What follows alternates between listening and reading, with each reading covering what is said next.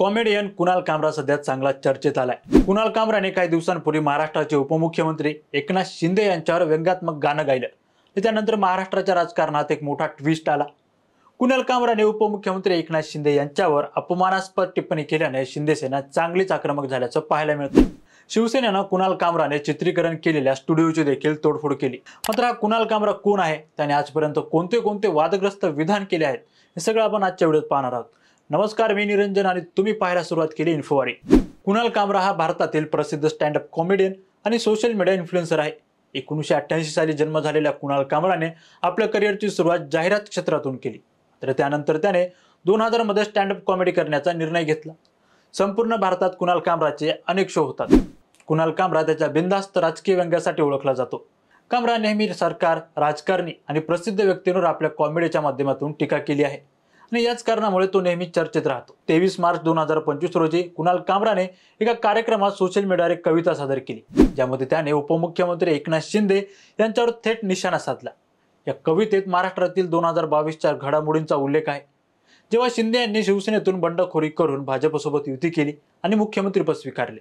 अत्यंत आक्षेपार्ह शैलीत कविता म्हणून कुणालने एकनाथ शिंदे यांचे व्यक्तिमत्व आणि त्यांच्या राजकीय निर्णयावर व्यंग्य केला आहे।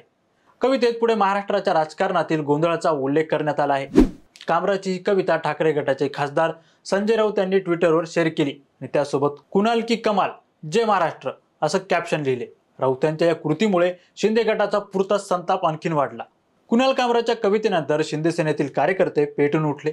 शिवसेना नेत्या शीतल म्हात्रे यांनी कुणाल कामराला इशारा देत म्हणाल्या, कुणाल कामराने माफी मागावी, नाहीतर शिवसेना आघाडी त्याचं तोंड काळं केल्याशिवाय शांत बसणार नाही। तर शिंदे गटाने कुणाल कामराच्या विरोधात गुन्हा दाखल करण्याची मागणी केली। कामरावर मानहानी आणि प्रक्षोभक वक्तव्य केल्याचा आरोप केला जाऊ शकतो। मात्र या सर्व प्रकरणावर प्रतिक्रिया देताना कुणाल कामरा म्हणाला की मला आम्ही केलेल्या प्रकाराबद्दल किंवा केलेल्या कवितेबद्दल कुठलाही खेद नाहीये। कोर्ट सांगत नाही तोपर्यंत मी माफी मागणार नाही, असं वक्तव्य कुणाल कामराने केलं। कुणाल कामराने अगोदर केलेली काही अशी वक्तव्य पाहूयात। पत्रकार अर्णब गोस्वामीशी विमानात वाद। 2020 साली कुणाल कामरा आणि पत्रकार अर्णब गोस्वामी एकाच विमानातून प्रवास करत होते। या प्रवासादरम्यान कुणालने अर्णब गोस्वामीला काही प्रश्न विचारले, मात्र अर्णब गोस्वामीने कुणालकडे दुर्लक्ष करून लॅपटॉपमध्ये काम करत राहिला। यानंतर झालेल्या स्टँड अप कॉमेडी शो दरम्यान कुणालने अर्णब गोस्वामीच्या शांत राहण्याची खिल्ली उडवली होती। त्यानंतर इंडिगोने कुणाल कामरावर 6 महिने प्रवास बंदी आणली होती। न्यायालयाचा अवमान प्रकरण। पत्रकार अर्णब गोस्वामी यांना जामीन दिल्याप्रकरणी न्यायालयाच्या न्यायव्यवस्थेवर ट्विट करून टीका केल्यामुळे सुप्रीम कोर्टाने कुणाल कामरा याच्या विरुद्ध कारवाई केली होती।